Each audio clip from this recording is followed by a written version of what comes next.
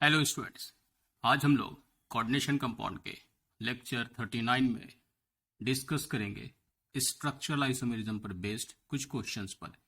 इससे पिछले लेक्चर यानी लेक्चर 38 में भी हम लोग ने स्ट्रक्चरल आइसोमेरिज्म पर बेस्ड क्वेश्चंस पर डिस्कस किया था। आज उसी को हम लोग लेक्चर 39 में कंटिन्यू करते हैं। तो देखिएगा, यहाँ नेक्स्ट में A and B are two ionization isomers of CO, Br, NH3 whole 5SO4 है। Isomers of A gives white PPT with BaCl2 and B gives yellow PPT with silver nitrate। तो अगर हम लोग इस क्वेश्चंस को देखें तो सबसे पहले अगर कोई कंपाउंड है तो कंपाउंड में यहाँ से शुरुआत करते हैं।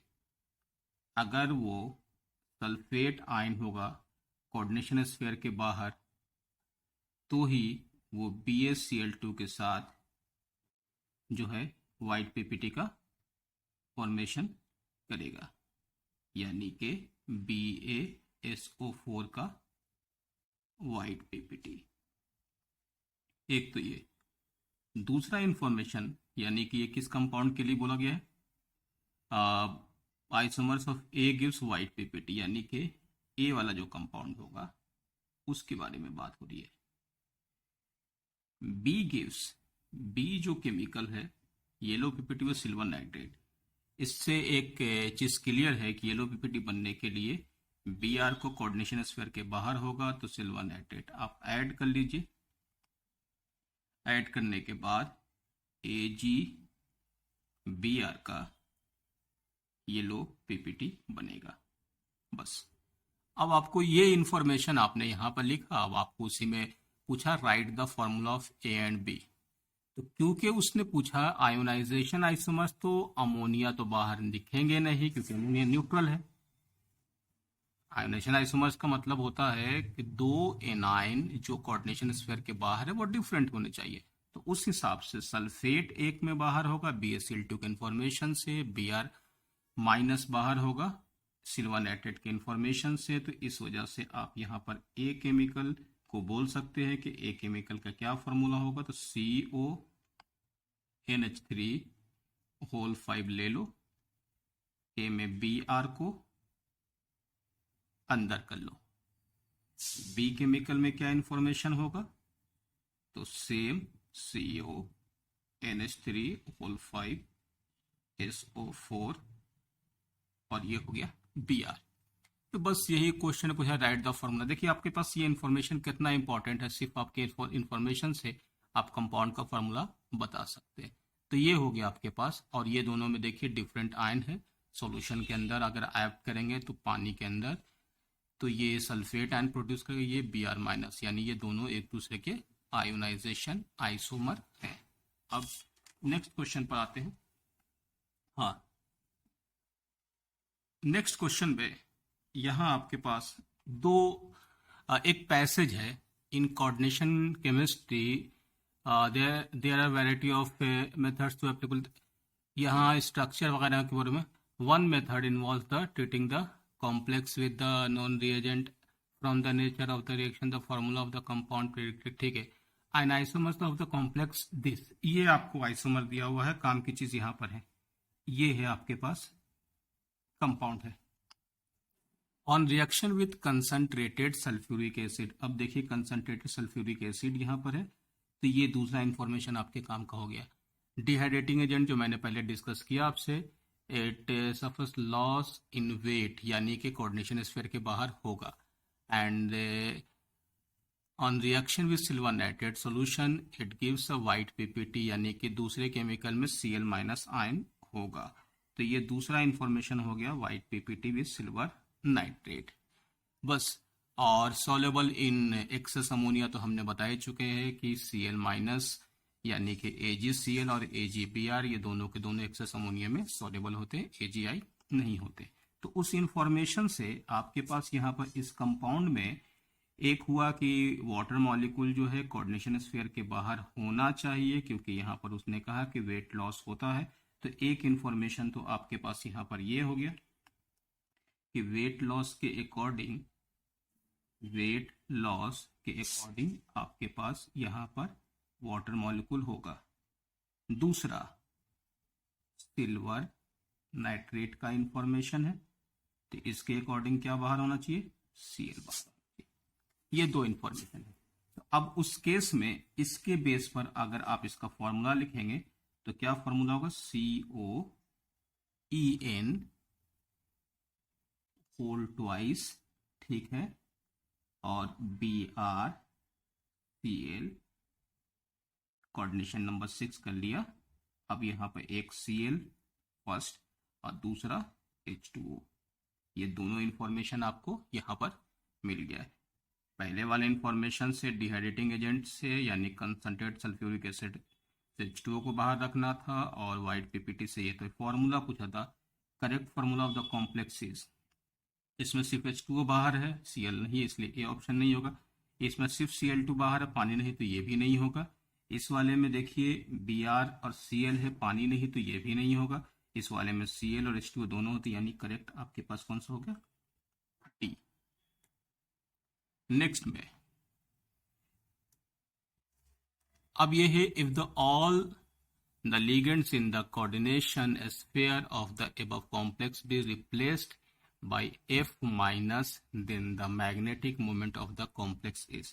तो देखिए जैसे आपके पास कॉम्प्लेक्स था COEN होल ट्वाइस BrCl, और यहाँ हमने ClH2O। अगर हम इसको ऐसे लिख दें, ऑक्सीडेशन स्टेट कितना होगा, एक माइनस यहाँ, एक माइनस यहाँ, एक माइनस यहाँ, यहाँ पर तो न्यूट्रल है, ये हो जाएगा +3 CO +3 EN whole twice BHCl, यहाँ पर लिख सकते हैं +3+1। अब उसने कहा है कि ये जो सारे लिगेंड हैं इनको रिप्लेस कर दो F माइनस से।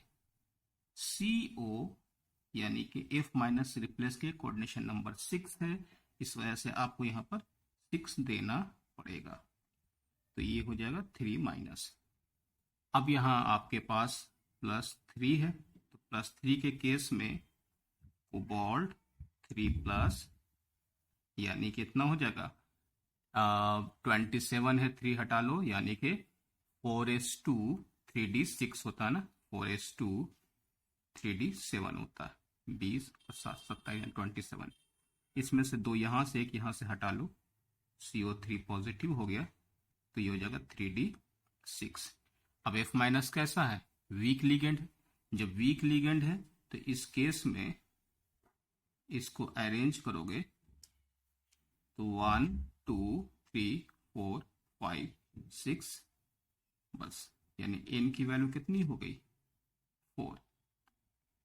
N की वैल्यू 4, तो स्पिन ओनली मैग्नेटिक मोमेंट के लिए आपके पास फॉर्मूला होता है N+2 square root.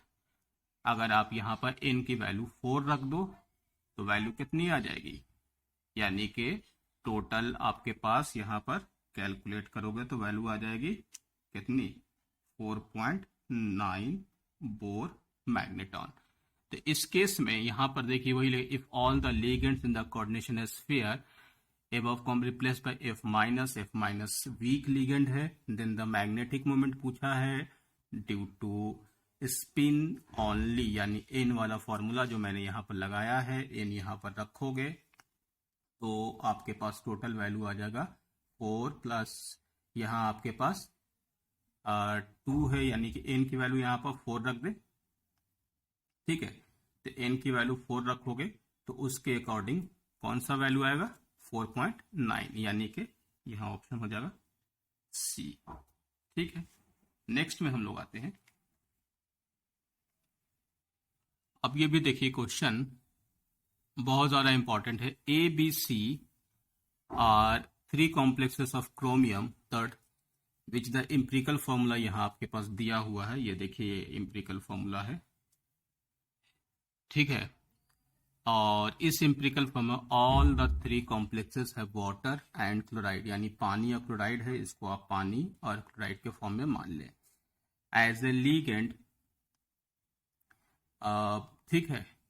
A does not react with concentrated sulphuric acid, यानी ए जो कॉम्प्लेक्स आपके पास होंगे, अगर हम यहाँ पर बात करते हैं तो ए जो केमिकल होगा, ए जो कॉम्प्लेक्स होगा, उसमें does not react with concentrated sulphuric acid, मतलब क्या हुआ, वो कंसंट्रेट सल्फ्यूरिक एसिड से रिएक्शन नहीं करता है। इसका मतलब ये हुआ कि कोऑर्डिनेशन स्फीयर के बाहर कोई भी वाटर मॉलिक्यूल नहीं होगा।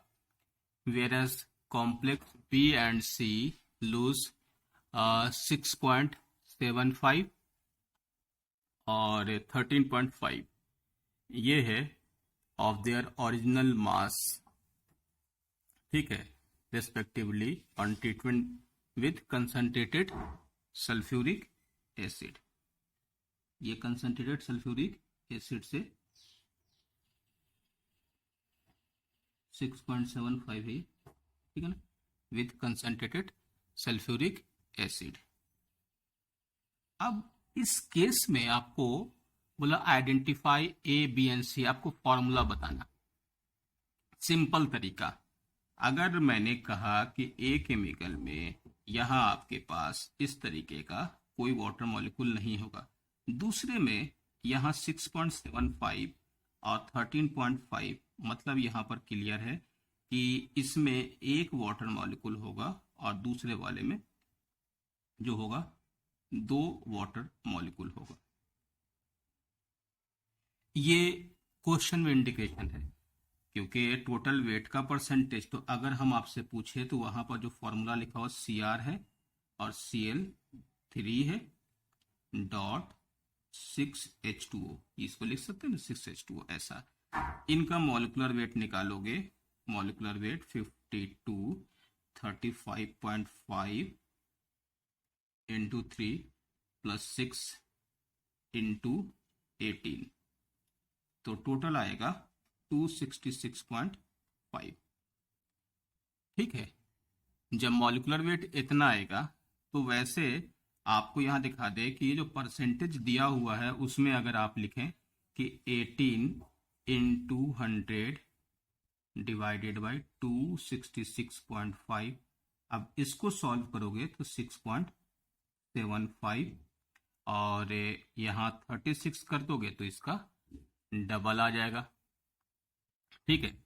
तो उसी को लेकर के यहां पर इंफॉर्मेशन दिया। इस इंफॉर्मेशन से देखिए, इससे पहले वाले क्वेश्चंस में जैसे हम लोग को बताते थे ना कि वाटर मॉलिक्यूल कोऑर्डिनेशन स्फीयर के बाहर इतना, जैसे मैंने एक क्वेश्चन आपको इसी पर बेस बताया था कि 18 ग्राम लॉस होता है, तो वाटर मॉलिक्यूल 18 ग्राम लॉस होने का मतलब क्या, कोऑर्डिनेशन स्फीयर के बाहर एक पानी, 36 ग्राम लॉस होता है तो कोऑर्डिनेशन स्फीयर के बाहर 2 पानी।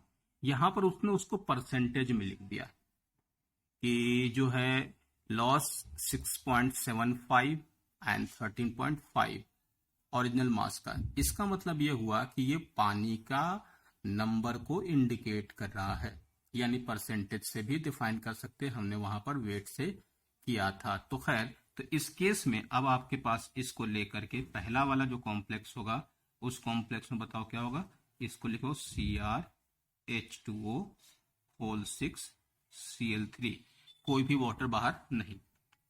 अब इसी का दूसरा वाला फॉर्म क्या होगा, एक पानी को बाहर कर दो, कोऑर्डिनेशन नंबर को मेंटेन कर दो, Cr5 हो गया, एक Cl को अंदर ले आओ, अब यहां पर Cl2 के बाद एक H2O हो गया, ये B हो गया। C केमिकल के लिए क्या हो जाएगा, CrH2O होल, यानी कि एक और पानी बाहर कर दो तो एक Cl को और लियो, तो Cl.2H2O। तो ये आपके पास फॉर्मूला था जिसमें ए, बी और सी केमिकल के अकॉर्डिंग यहाँ पर वाटर यानी कंसंट्रेट सल्फ्यूरिक एसिड का इंफॉर्मेशन था, और पिछले वाले में देखा था अपने BaCl2 और इससे पहले सिल्वर नाइट्रेट का। ये क्वेश्चन पुराने क्वेश्चन देखिएगा तो जेईई एडवांस में जब वो सब्जेक्टिव पूछते थे तो वो क्वेश्चन है। तो अब देखिएगा कि इतने बड़े इंफॉर्मेशन को आपको देखना नहीं था। वैसे अगर आप थोड़ी इंफॉर्मेशन अगर मेरे पुराने लेक्चर का देखें तो उनमें आपको इनसे कोई मतलब ही नहीं था। जैसे ही आपको मालूम है कि कंपाउंड में वाटर मॉलिक्यूल पहले वाले में रिएक्शन नहीं कर रहा तो एकदम 100% ये होगा कि ये होगा। दूसरा यहाँ पर ये परसेंटेज दिया हुआ था, नहीं भी अगर आपको मालूम है इसका इंफॉर्मेशन तो आप डायरेक्ट कह सकते हैं कि वाटर मॉलिक्यूल्स के अकॉर्डिंग जब ये वाला इस तरीके से है तो दूसरे वाले केमिकल में वाटर मॉलिक्यूल के नंबर को आप यहाँ पर डायरेक्ट पहचान सकते हैं। तो ये इंफॉर्मेशन आपको कंपाउंड के फॉर्मूला लिखने में यहाँ मदद करता। तो आपके लिए ए केमिकल विदाउट मतलब कंसंट्रेट सल्फ्यूरिक एसिड से रिएक्शन नहीं करने का मतलब ये हुआ पानी यहाँ पर कोऑर्डिनेशन स्फीयर के बाहर नहीं होगा। दूसरे वाले में एक वाटर मॉलिक्यूल और दूसरे वाले में यहाँ सी वाले में 2 वाटर मॉलिक्यूल होगा। ठीक है, अब इसके बाद वाले लेक्चर में हम जो है आगे कुछ और क्वेश्चंस पर डिस्कस करेंगे। ठीक है, ओके, थैंक यू।